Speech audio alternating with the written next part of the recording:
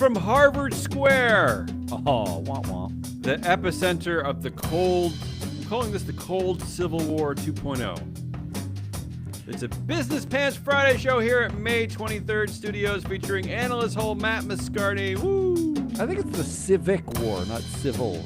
Civic War. Well, it's a Cold War. It's a Cold War and it's a Civil War. I don't know what it is. On today's weekly wrap-up, fake anti-capitalist rhetoric, a big pile of hated directors, and buffet missing shareholders. Notice I didn't say Buffett, not Buffett. Oh, buffet, I like that. Buffet Yeah, I like missing. that. Is that a pun? I'm not big on puns. Kind of, because the king of shareholder meetings is Warren Buffett, but we have another type of shareholder meeting story coming up. Our show today is being sponsored by freeflowanalytics.com, the only platform measuring board power, connections, and performance for free. You know, I love them. I love their data. I use their data today. I always use it for the Friday show. I mean, I use it for every show, but like today in particular, got some I went deep. I did a deep dive today. Yeah. Good. No, you're not. No, I'm not. Well, I enjoy the first part of your segment, Assholiest, but then I get depressed as it rolls forward. And the problem is, you always want to just vote for the first one. You're just done. I think that's really where your anger is strongest. So maybe I'm in tune with the authentic anger in you, not the category filling anger. Well, I will say this week, the third one is really where I did the most work. So I usually bury the third. The third one's usually an afterthought, and the first two are good. But this week we're going for number 3. Are we ready? Are we gonna let's figure out the story of the week, because otherwise I can't prolong my anger. Let's do this. Let's do it. Yeah. I don't. Are mine angry too? I don't even know. Probably. Let's start off with right-wing faux populism. Oh, that's a favorite topic in a lot of circles. I'm calling this fake anti-capitalist rhetoric. How about these two headlines, Matt? One happened last Saturday, I believe. Trump attacks Walmart, tells retailer to eat the tariffs instead of raising prices, which is ludicrous in itself, right? And he based that partly on the fact that they had big profits last year. So I again, that's a deep dive into their analytics. That was crack team that got that data. And how about the other guy, the other crazy insurrectionist, Josh Hawley from Harvard? Isn't Josh Hawley from Harvard? Ooh. I think so. He blasts Allstate CEO for making $26 million last year while company can't afford to pay out claims. So I guess we're going to see a rise of this, Matt. We're going to see this fake attack on the executive class, even though they are simultaneously destroying all regulations, destroying all shareholder rights, destroying everything. I don't know, labor rights.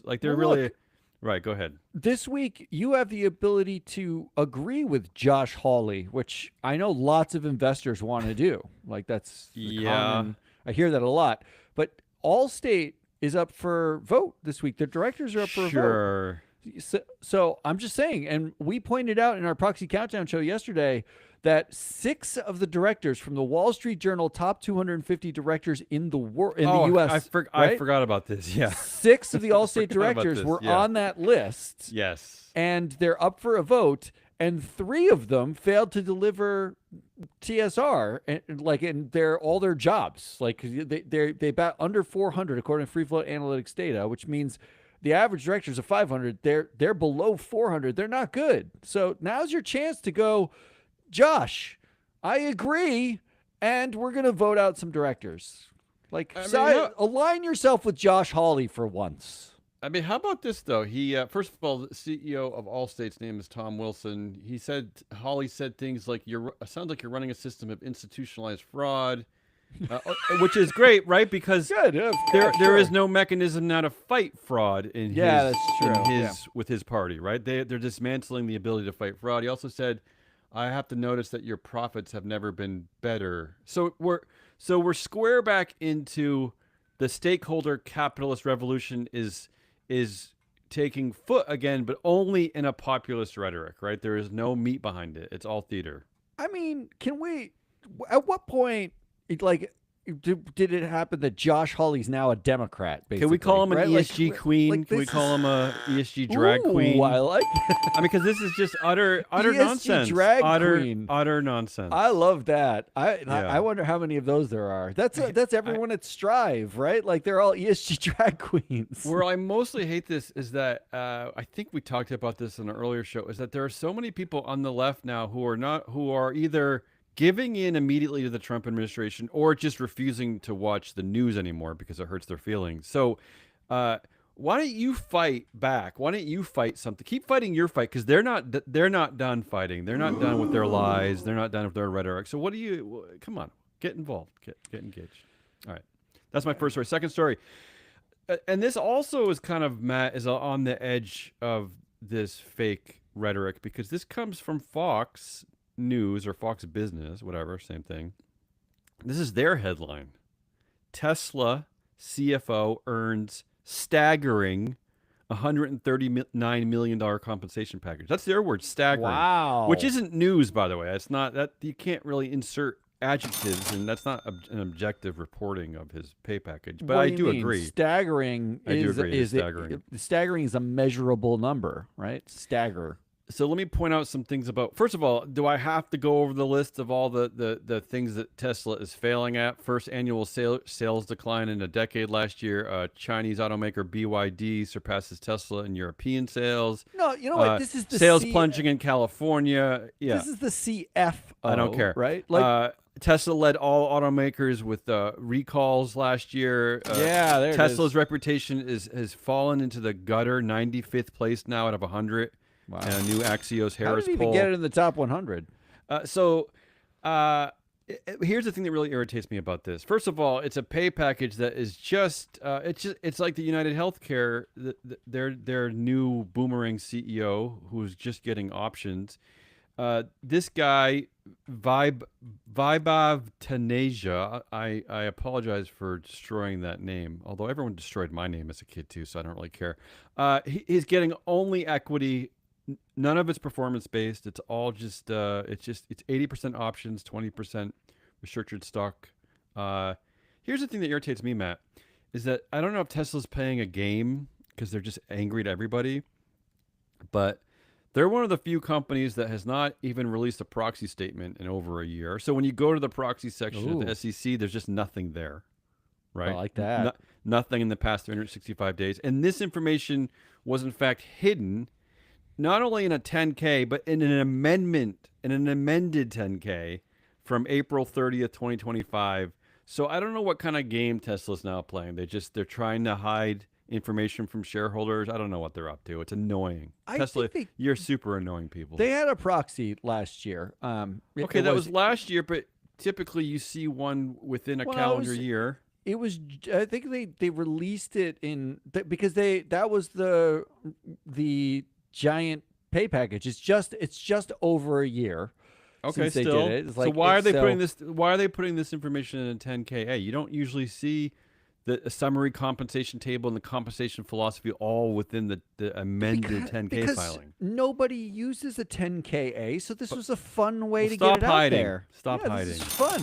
I thought that Elon was like Mr. Full free speech disclosure dude. Like what put I'm everything more in the open. interested in with the Tesla CFO, who's making $139 million with no performance strings attached, as granted to him by Robin Denholm, who also has made more than $700 million with basically no strings attached. Yeah, she just cashed out share of the board and every other committee on the board, right? Yeah, she just cashed out another $30 million a couple of weeks ago. Yeah. Oh, thank God, she was running out of money. What I want to know is there were reports just like a month and a half ago about Tesla's missing $1.4 billion from its balance sheet. Yeah, well, whatever.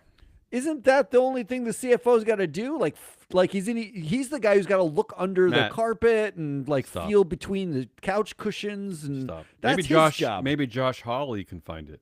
Oh, he's a fraud sniffer. ESG drag queen. I don't like this story of the week. All right, that's the second story of the week. Third story of the week I'm calling scared bro dictatorships. I wasn't going to pick this story, but The more I looked into it, the more it kind of made me upset. Headline is Duolingo deletes its TikTok and Instagram posts amid AI backlash.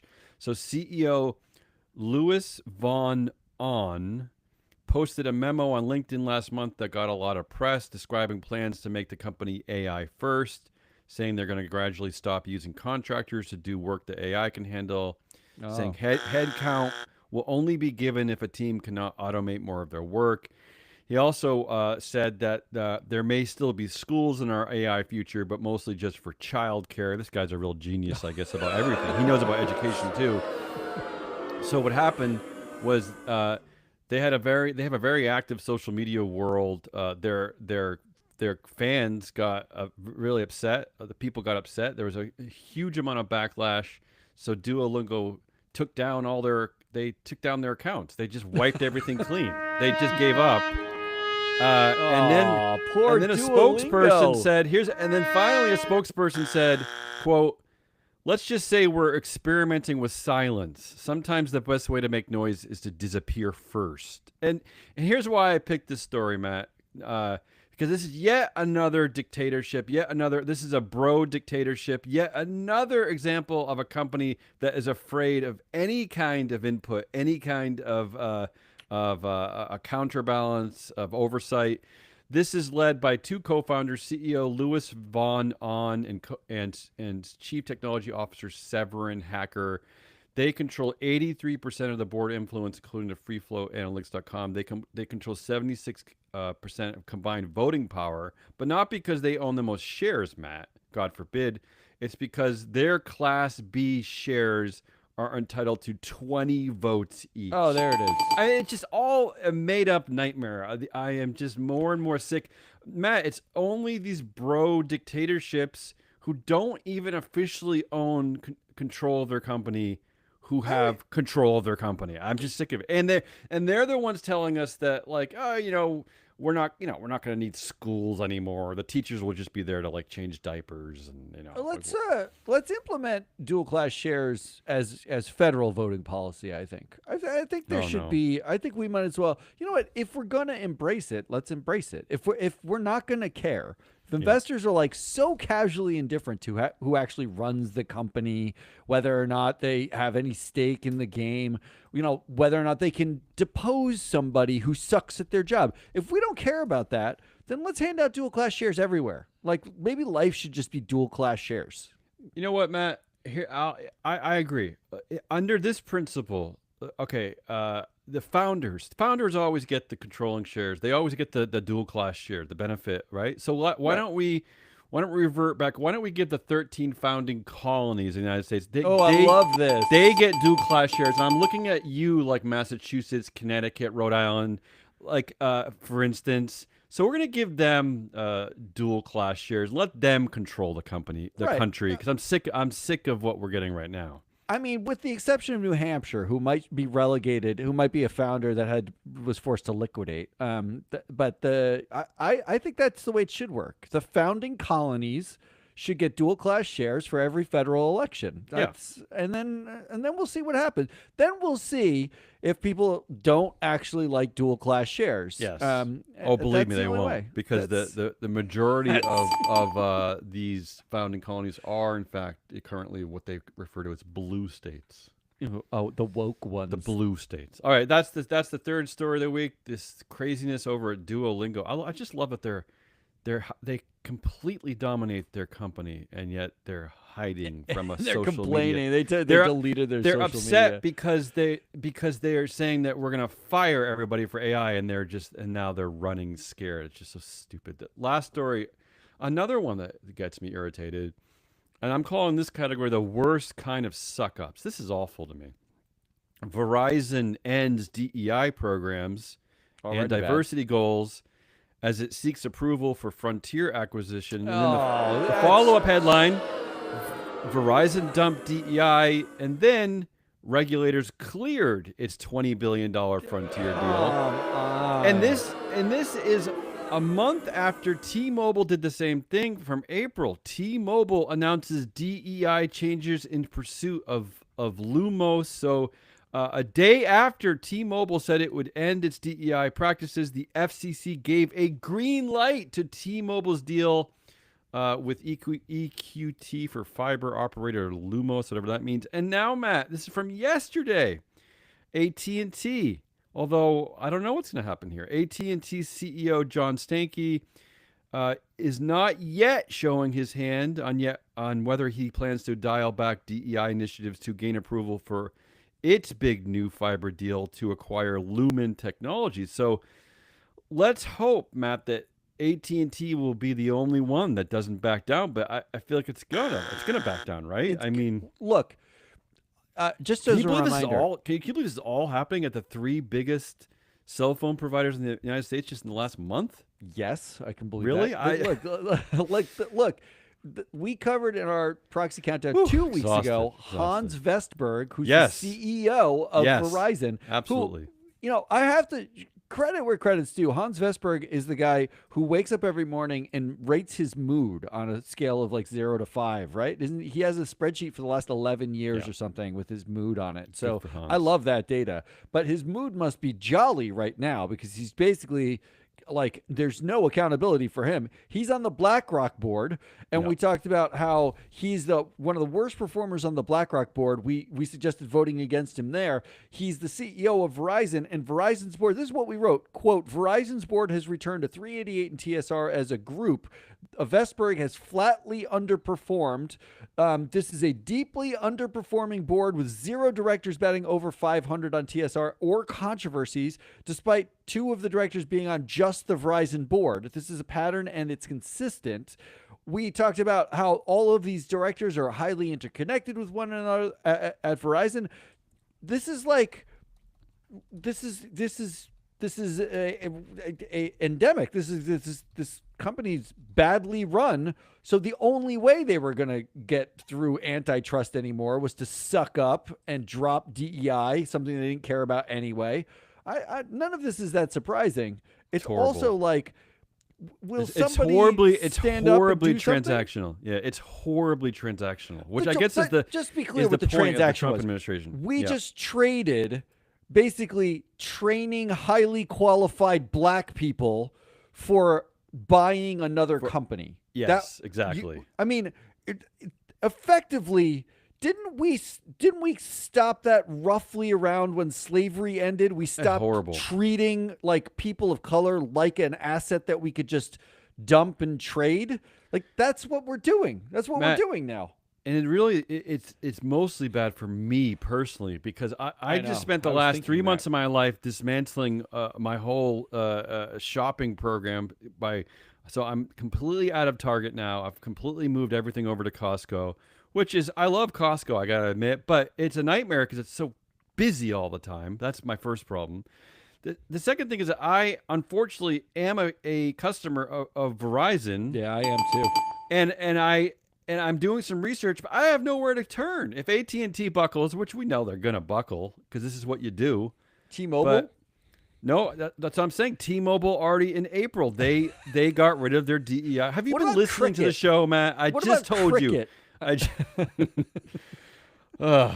So that's can I just say that another use of the freeflowanalytics.com data is this wonderful data point that we have, which is the what is it called? The diversity, the gender influence gap.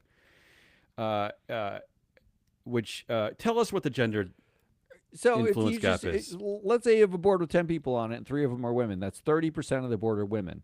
Now we like to think, oh, great. That's, like there's some women on this board. There's a little bit of diversity. What Free Flow Analytics measures the power or responsibility or influence of each director individually.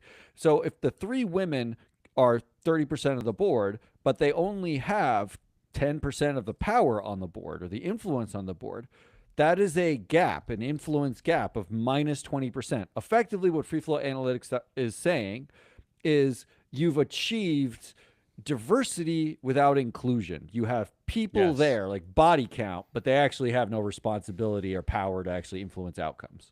So, case in point, Verizon Communications has a minus 15% gender influence gap, which is Oh, big. Which is that's big. big. So That's there you big. go. Yeah, So they the average so is like 9 or 10%. there are already indications that they didn't care. So this is a company you could have already been engaging with.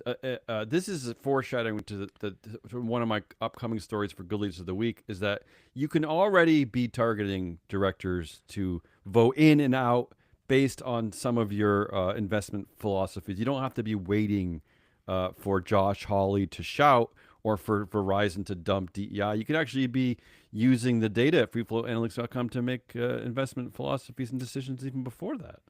So my Anyway, options are basically yes. 4 different assholes. Like you did I assholiest didn't of the mean week to. is what you did. That's not intentional. That's not And intentional. you didn't even include the Harvard story, which broke last Well, how night. do Right? I? Like I know you're covering that in I assholiest will cover it, so we don't have because to cover I it don't. here. I try to stay away from like squarely like a political zone. I don't know. I know there are a lot of directors from corporate entities that sit on these Ivy League boards and just university boards in general, but I don't know that it really fit into our zeitgeist for story of the week. Well, we'll come back to them. Okay. Out of these assholes, which are the right-wing faux populists, Tesla CFO and Tesla in general, more or less, I'm going to skip Tesla in general. Like paying their CFO 140 million It in tracks. It tracks. string-free compensation. Yeah, That's how their competition committee that's rolls. how it works, right? Yeah. Like that's about the amount of money. That's probably more money than they made on Cybertrucks last year, like those shitty Cybertrucks. Yeah. Scared bro dictatorships. That seems like. I mean, like that seems like every week. Like It's just the Duolingo story is kind of fun because it's just like you don't see. First of all, it's a fun backlash against AI friendly CEO, and also it's like fun. It's funny because they erased their posts. But yeah, I could see why that would be your story of the week. I think I'm down to Verizon and the transactionality Oh. of trading black people for like a telecom company. Especially, Matt, as an industry trend. This is Right, like right, trending in the industry. It's like Right. super scary. It's like, how many black people do we have? Like, when you're done dropping your DEI programs and you've run out of like black people to trade, what are you trading what next? do you What's throw in the next? volcano next? Right? Yeah. I mean, I guess we're just gonna throw in all the women next, right? it's like embarrassing. I find it horribly embarrassing. Honestly. So between that and right-wing faux populism, which I know right-wing faux populism is not like a new thing, but Trump basically telling Walmart to eat the tariffs and companies knowing that tariffs are the driving reason for having to raise prices. Like it is such naked, horrible graftiness, right? Like it is like Trump is basically saying like, I'm an idiot, but I don't want you to tell anyone else I'm an idiot, right? So you're going to eat my idiocy. it's You're also going to make it's me also, look better. It is stakeholder capitalism, is it not? Isn't that what?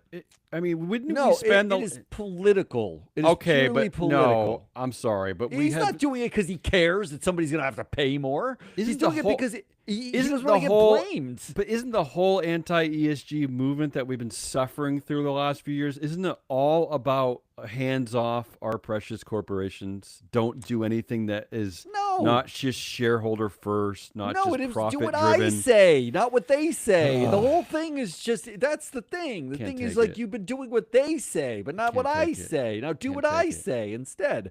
Can't take it. Like it's between those two. In the spirit of assholiness, I'm gonna go with Verizon ending DEI because It's bad. it's not that they ended DEI; it's how they're ending DEI. Yeah, it's so and the transactional. reason why there is nothing worse. Like I don't know how many people of color listen to this podcast. I don't know. We Do you all, know how I many think we have people? 3 Do you know how people in listeners. general listen to this podcast? I think we have 3 listeners. So maybe one of them or 2 of them or all 3 of them are people of color.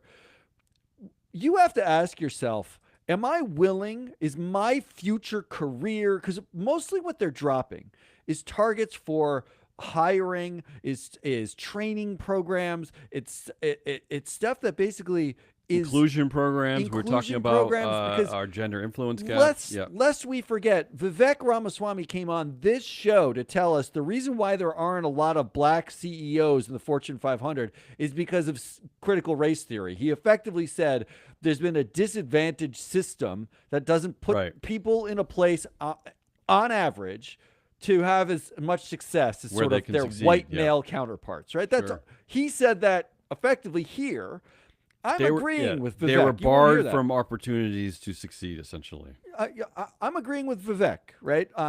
You won't hear that often. But in this case, now we are taking away the things that level the playing field or attempt to level the playing field as a bargaining chip to buy something that makes Hans Vestberg lots of money, that makes shareholders lots of money. That's it, straight up. Like it's a one-to-one transaction.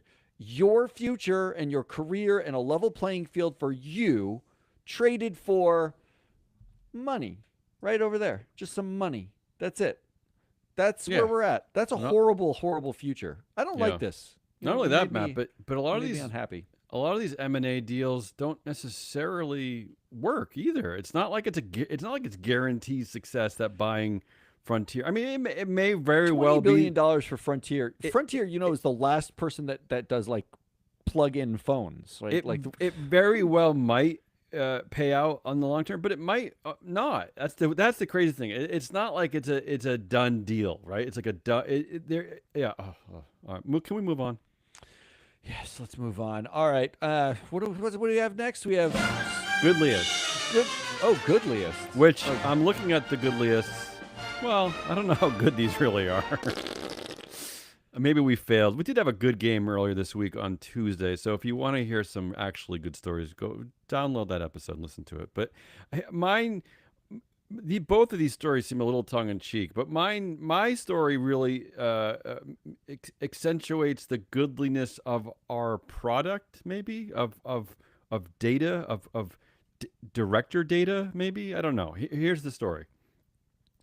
Most U.S. executives want to remove at least one director, according to a survey from PricewaterhouseCoopers. Yeah. Listen to some of these stats, I Matt. love it. Listen to some of these. 93%. That's basically a full. That's basically like all. That's of all. them. That's all. Said they wanted at least one director to be replaced. Matt, 93% that's not of enough. my children want pizza tonight. If that's not enough, 78%, which is basically still all of them, said 2 or more should be replaced.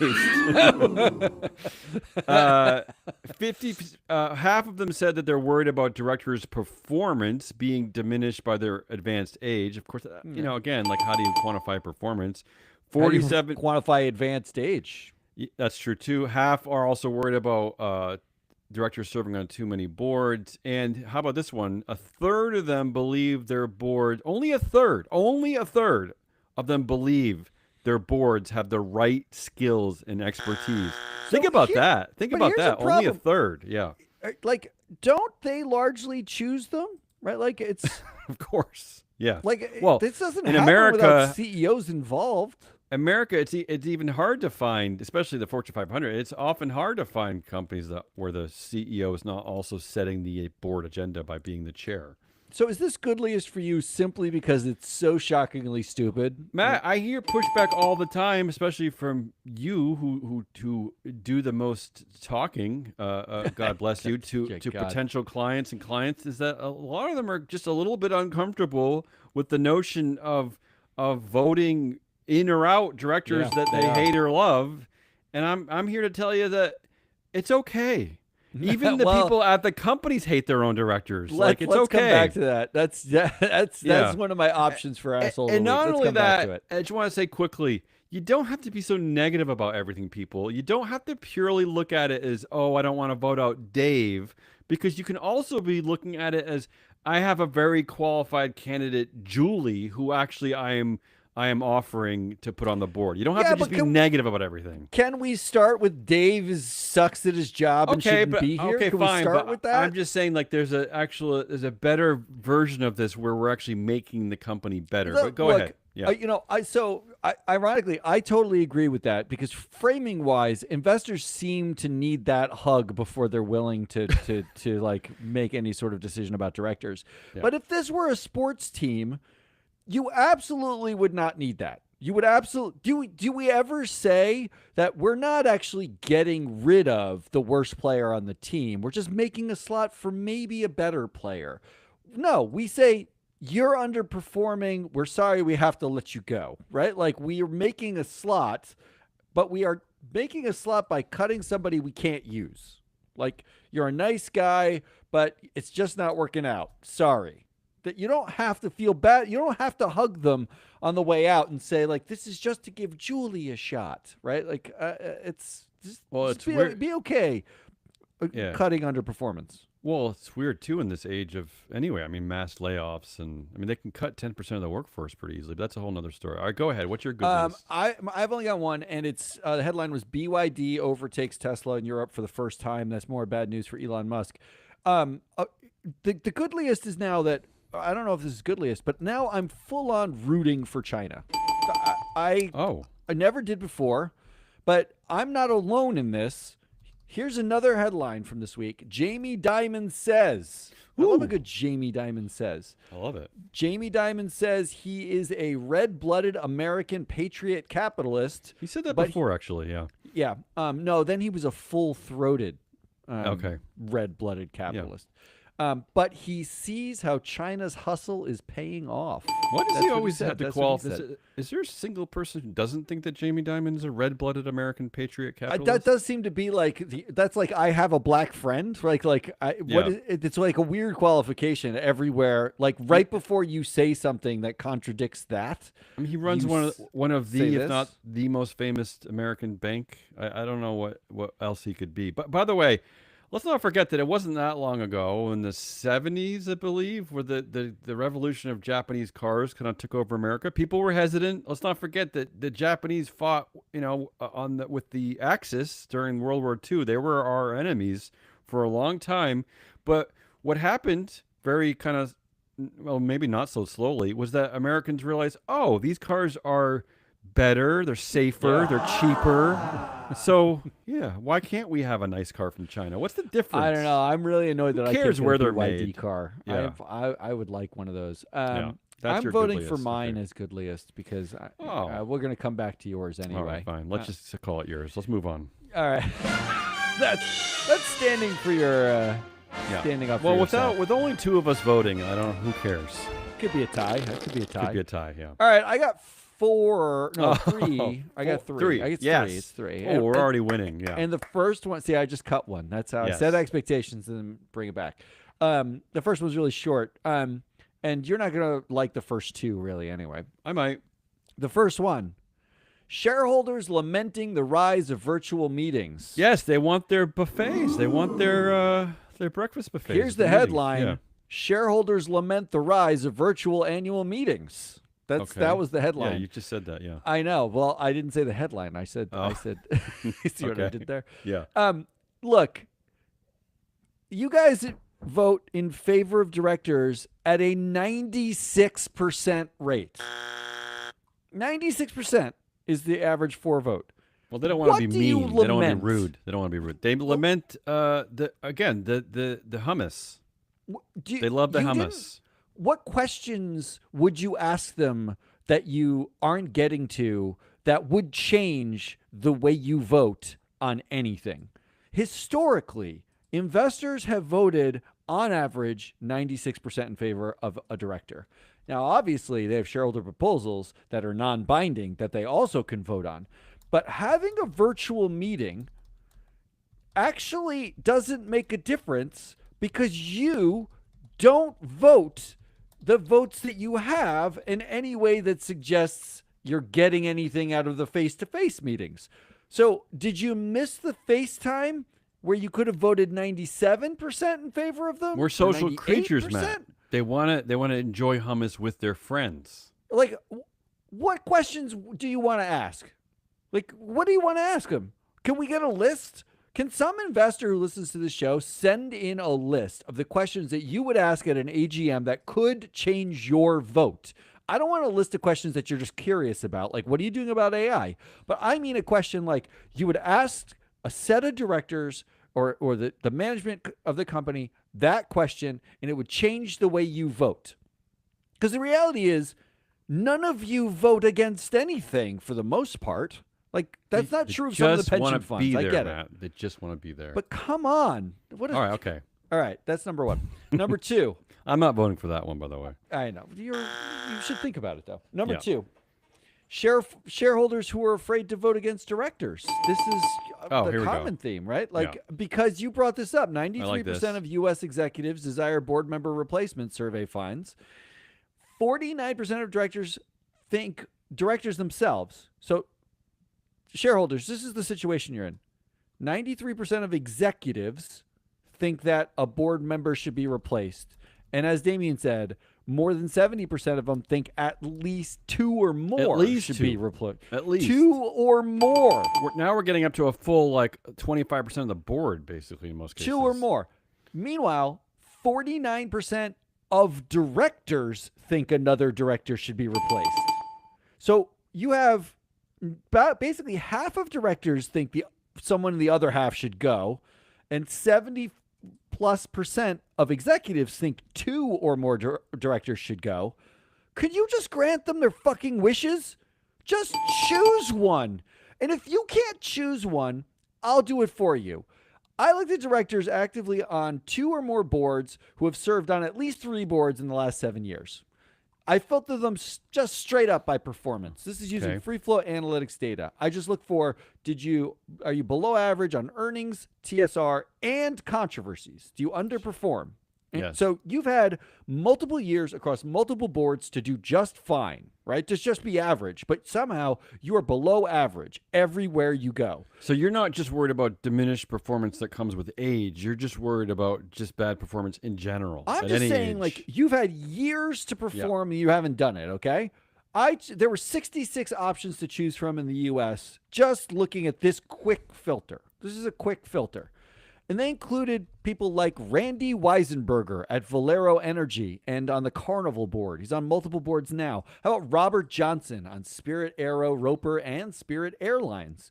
Or Arnold Donald, who's on 4 boards right now. Salesforce, B of A, GE, Vernova, and MP Materials. If you don't recognize those names, investors, shame on you. If that sounds like random directors, Johnson has been on the boards for 18, 19, and 14 years respectively. Robert Johnson has been on boards for more than 14 years, the boards he's on. Weisenberger, 14 and 16 years. Donald's been on B of A for 12. These are people who have been around. They're tenured. They've had plenty of chances to perform. They've proven they're not really good at overseeing performance. That's what they're not really good at. Vote them out. Yeah, because they don't even want to be there. Somebody else is saying, "Can we get rid of these people?" I was going to say you don't even have to be that excited about it anymore because the board agrees, the executives agree, everyone agrees with you. Everyone agrees. Get rid of somebody. Yeah, it's unbelievable that we're in a position that we can't get them voted out. Matt, we reported on the proxy countdown, which we recorded yesterday. Otis Worldwide, 61% of shareholders voted against Say on Pay. 61% said no to their pay plan. And yet they supported, on average, 98% support for the directors. That's like they supported the exact directors who wrote the policy that they all hated. Like that's craziness. That's crazy talk. Forget you can.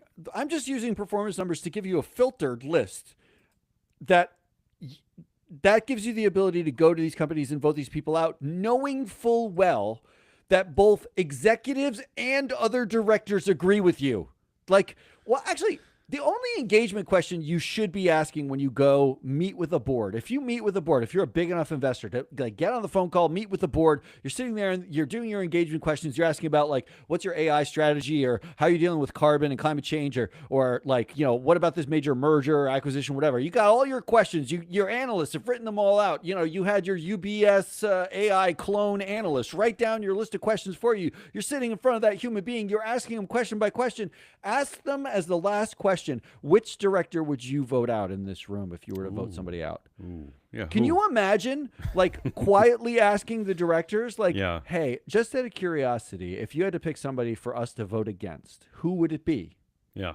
You don't need more than that, because they're not. And you know what? I'll make it easier for them. They don't even have to say the name. They can just look at the director. I think they should get a bottle and spin it in the middle of the thing, and No, rather than that kissing the director, they vote them out. No, that's not. That's how ISS would do it now. We actually have data that would support a logical decision.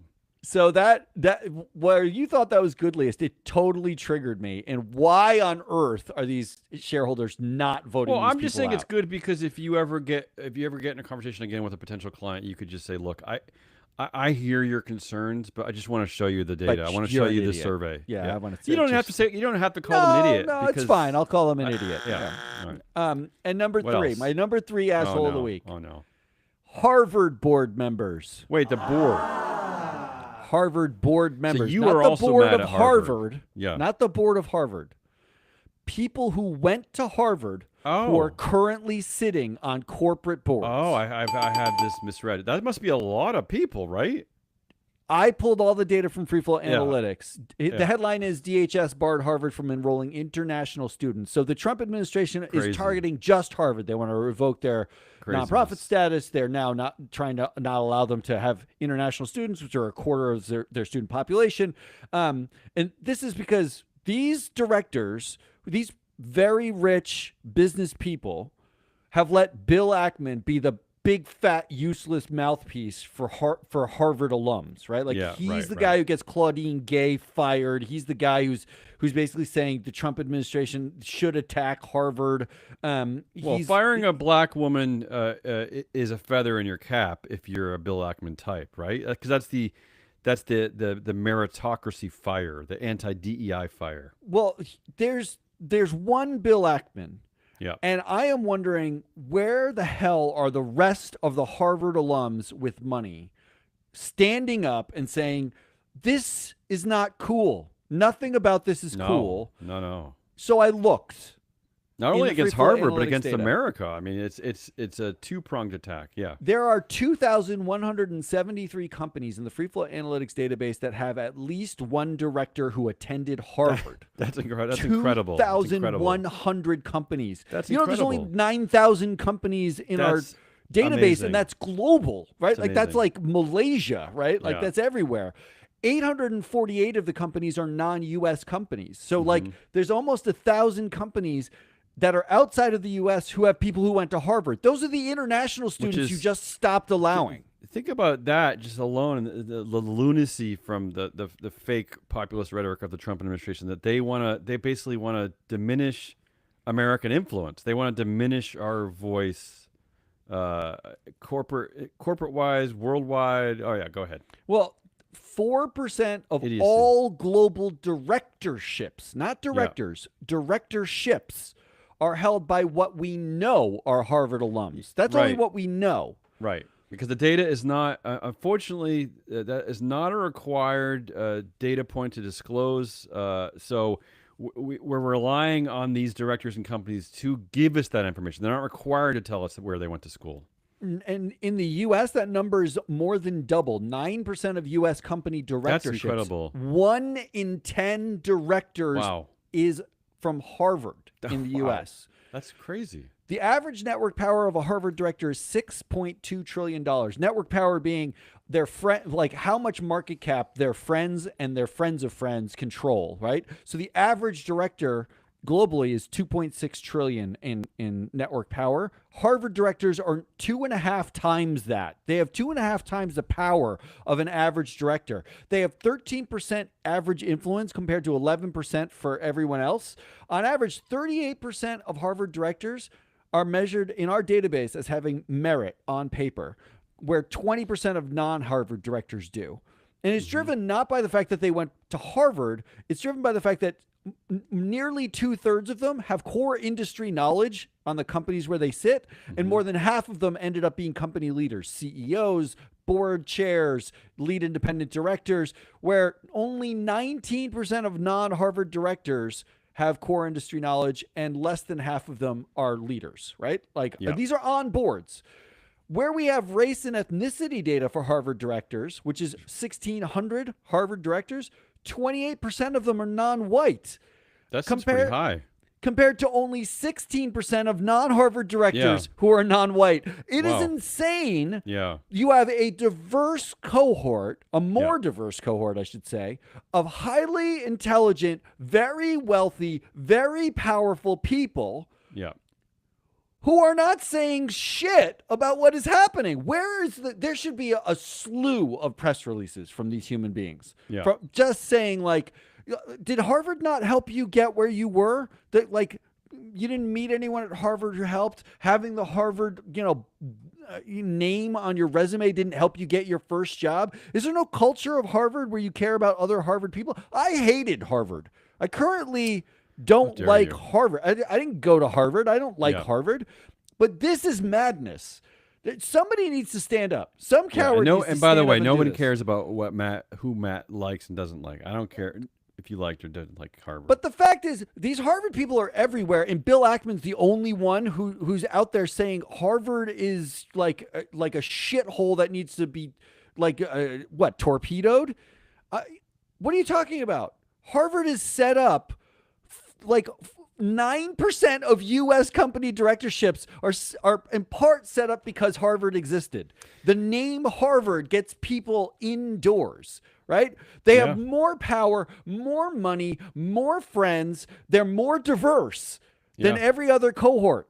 I actually went through the effort to take the top 50 last names that are most commonly Jewish last names to just test whether or not the anti-Semitism trope at Harvard, like whether or not it manifests outside of Harvard, where we see like there's less Jewish people from Harvard than in the general U.S. directorship population. Unfortunately, the data sucks so much, I couldn't tell.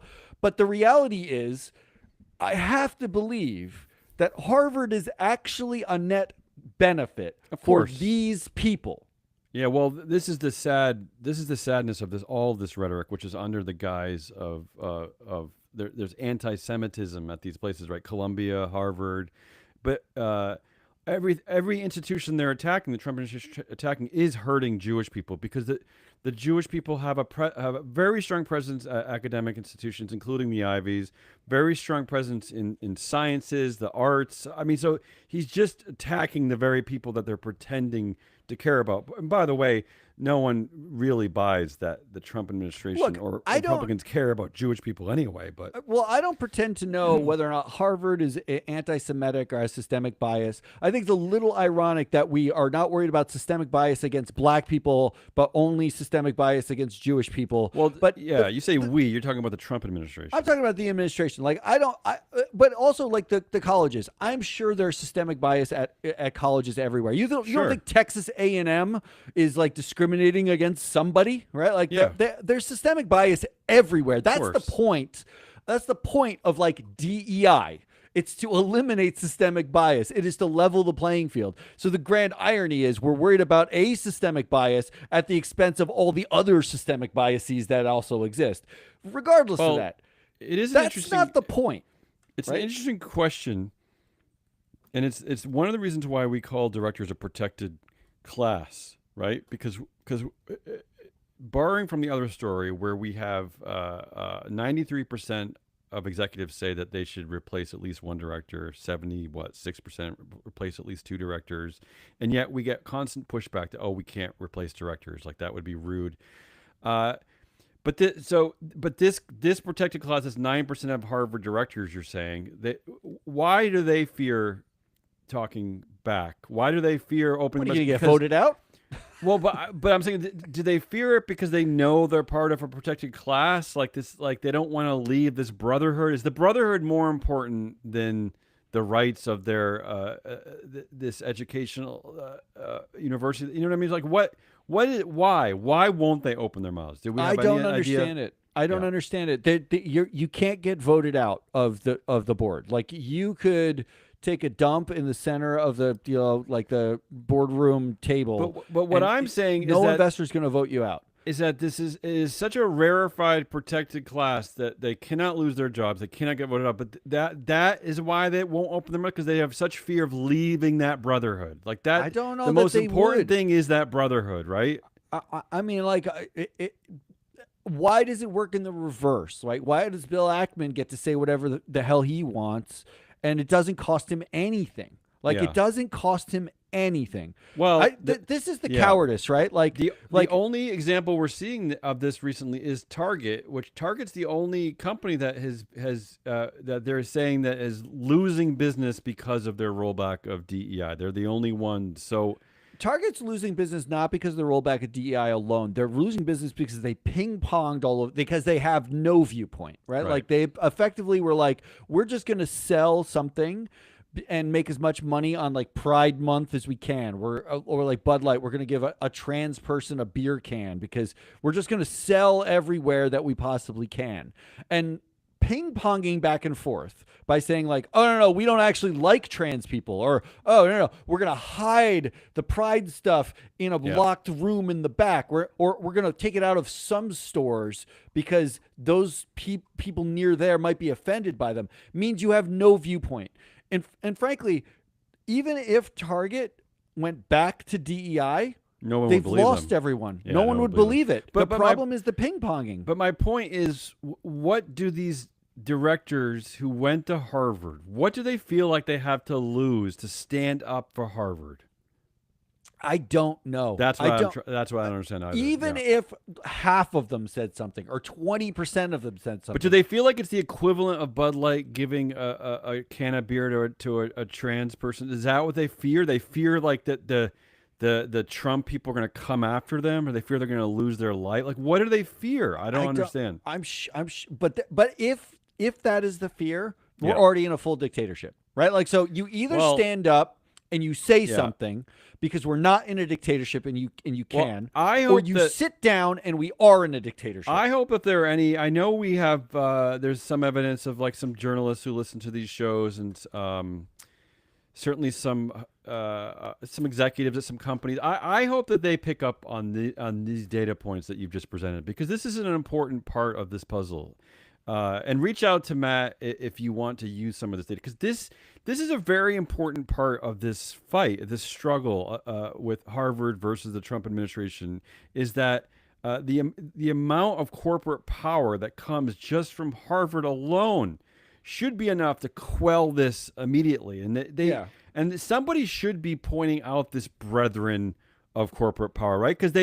Because again, like everything else that we complain about on these shows in our company, is that they just are allowed to remain nameless and faceless. Like if a guy dribbles the basketball off of his foot in a big game, they will hound him for weeks. Forever. But these guys, they get to hide forever, and they should stop hiding. And now would be the time to come out.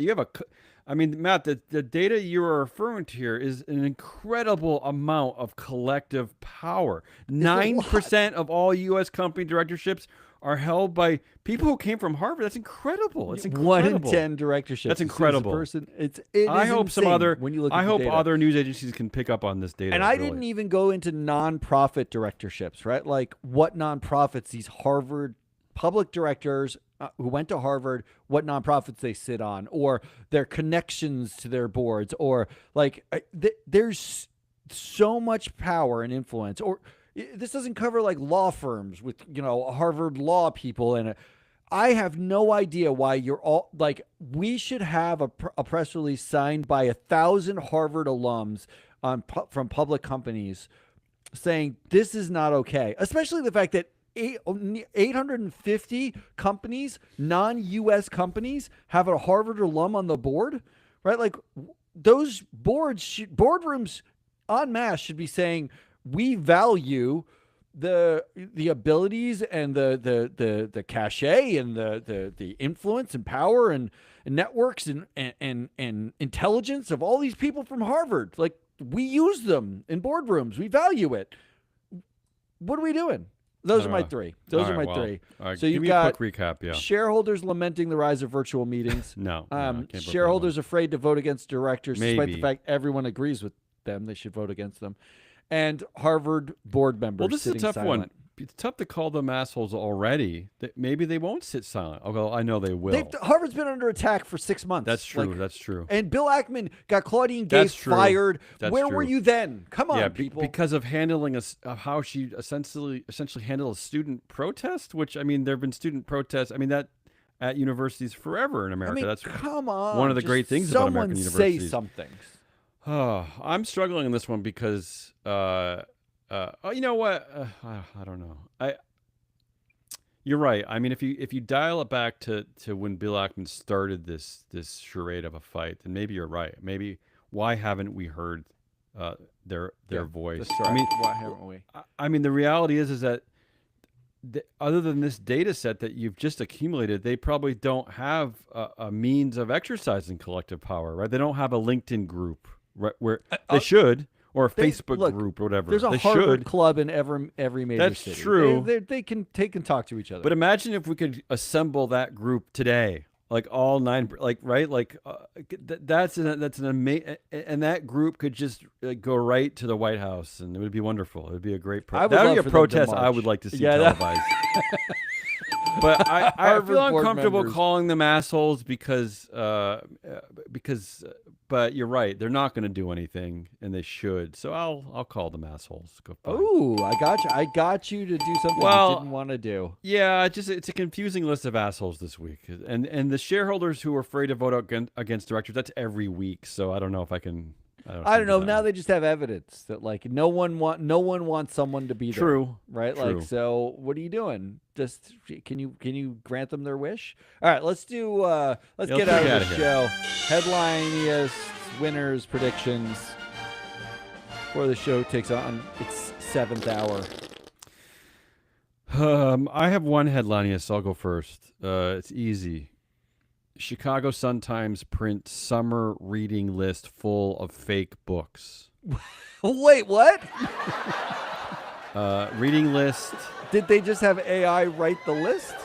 Yes. And you know how many fake books, Matt? A full 2/3. 66% of the books were made up books. Can you believe it? With real author names, including the examples Tidewater Dreams by Isabel Allende and The Last Algorithm by Andy Weir. They made up 2/3 of the books were made. I mean, this is craziness. This is craziness. Did they? So the job was give me a list of summer books to read, and someone wrote that in ChatGPT. A recommended list of books. I mean, clearly they didn't ask a reader to do this. And then they just printed it. They didn't even check if the books existed. No. Wow. I love that. That's great. You know, I was going to ignore this story at first because I thought, like, oh, well, what? Like a couple of titles were wrong, like, you know, because I told you this before. I've been starting to use AI a little bit to help me with some of my research, but it's now just dawning on me how often it's wrong. Yeah, it's very. In fact, you can ask the same question 5 times in a row, and it'll spit out different answers. So you do need to do your own research on top of their research. But 2/3 of the books were made up. 2/3. How could you even get that wrong?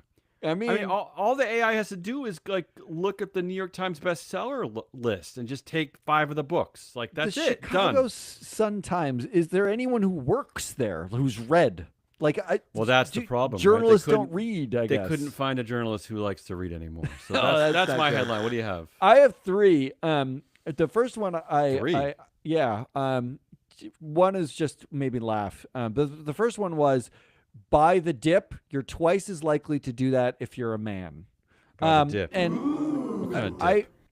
Well, that's what I thought. I thought nacho dip because, like, I went men searching, would do that probably. And there's this headline: "Women outperform men as investors," statistics show. So the men are buying some sort of dip, but it's Okay, unclear so what. I thought it was smart to buy the market dip. Is that not smart? I don't even know. I think the smart thing to do is to you invest a little bit every single month, and you don't make sure it's in low risk investments, and you don't get carried away by dips. and you don't get carried away. See, And then what they do is they're like, oh, the market's down. I'm going to take all my money and buy Bitcoin while the market's down.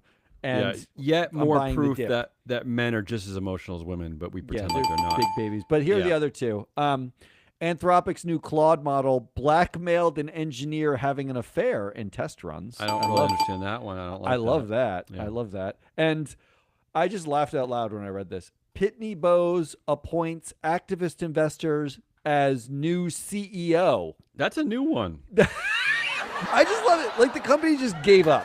Yeah. They were just like, you know what?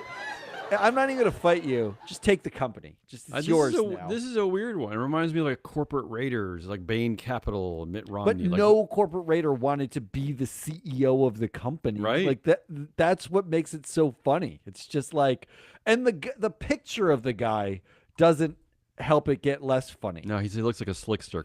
Kurt Wolf. He literally looks like he was just shot Hair out of gel back. Yeah.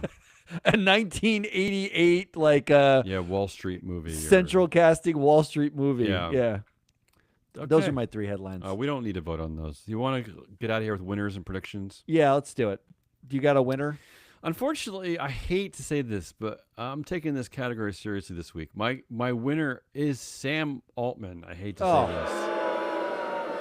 this. Based on this headline I saw from Futurism.com, Sam Altman tells staff plan to ship 100 million devices that see everything in users' lives. No. And this is because OpenAI is buying iPhone designer Jony Ive's AI devices startup for $6.4 billion. So this Jony guy, I guess he's the quote unquote genius who turned iPhones into the drug that it is. He got the world addicted on these stupid Apple products because of his cutesy design.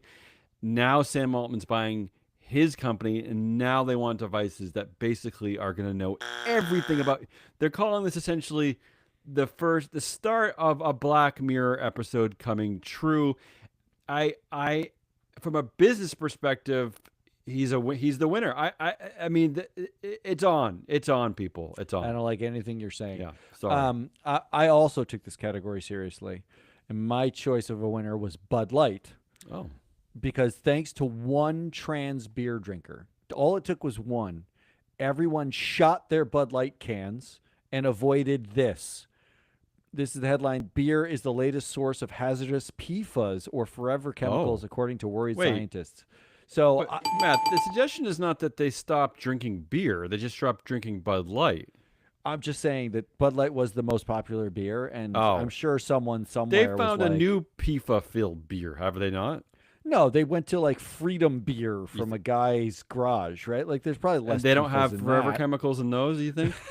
All right. I'm just saying a trans beer drinker. So the saved winner us. is Bud Light. Because Bud Light saved us by being open. by being like. What did trans, Bud Light even do? I don't want to talk about embracing Bud Light a again. trans drinker. Bud Light saved us from PFAS. You mean they handed a can of beer to a customer is what they did? Yeah. I mean, I don't even know what we're talking about. This with Bud Light. Okay, moving on. Predictions. I'll go first. Mine's shorter. Yeah, I got one. Again, this is based in real life. This is actually happening to me. So when AT&T gives up its DEI program to the Trump altar, because the headline is suggesting that as of yesterday, they haven't given it up yet, their DEI program, but they're going to. They haven't yet. Well, they haven't because they can bargain with it. So then I'm done because I'm trying to shop around my cell phone plan. I can't do Verizon anymore because they gave up DEI. T-Mobile gave up DEI last month. AT&T is about to give up DEI. That's the American market. So what I'm going to have to do, Matt, is I'm quickly going to go buy some string. I'm going to empty 2 cans of chickpeas and make some hummus. And I'm just going to start some other new phone company with cans and twine. That's literally your best idea. And I get hummus out of it. Yeah, because there's so much hummus that you're going to get. Yeah, I love hummus. All right, what do you got? All right. I have a not as quick one. Go ahead. Since this is going forward, this is the headline, Antitrust cops say BlackRock, other fund giants, may have hurt coal competition. There's a lawsuit coming out of Texas and some conservative states that they hurt competition by colluding to kill coal companies, right? It should actually read, company owners ask companies they own to do stuff. That's really all they were doing. That notwithstanding, my prediction, BlackRock will launch a new investment vehicle called Pick Your Own Damn Stocks, We Don't Give a Damn LP, Ooh. in which clients can pick their own investments, and they're auto-enrolled in a proxy voting program called Whatever the Fuck Ever, in which voting and engagement are assigned directly to every board chair. I like this. That, I think, is the future. This is the isn't future. it? Yeah, That's I like the this. future. Despite the fact that they want that corporate America is screaming that they want to get rid of half their board. Yeah, no one likes the board, but doesn't matter. They're not qualified. We don't like them. We want new ones, but whatever. Yeah. Well, would you invest and pick your own damn stocks? Yes. You don't give a damn? Yeah. Absolutely. I think Boyer Research started Whatever the Fuck Ever as their proxy voting policy. That's Well, they don't have the data Rollis. anyway, so whatever. Who cares how they vote anyway? That's Hazelnut Rollis. I'm your analyst, Matt Muscardi. We are Free Float. That was our week in review. Come back next week. We've got a show on Tuesday. We got a show on Friday. We got the proxy countdown on Thursday next week. It's a busy proxy Yeah, we got a season. new We've show got in the works too, but we're working. Shareholder primacy on Wednesdays, and we got a new show We coming can't say that soon. one yet, though. Can't We're just- say much about it because it's not totally Not from us finalized, though. but We won't be the host, thank God. look, if you're looking to join the Free Float Media network of podcasts, reach out. But until then, keep listening and goodbye.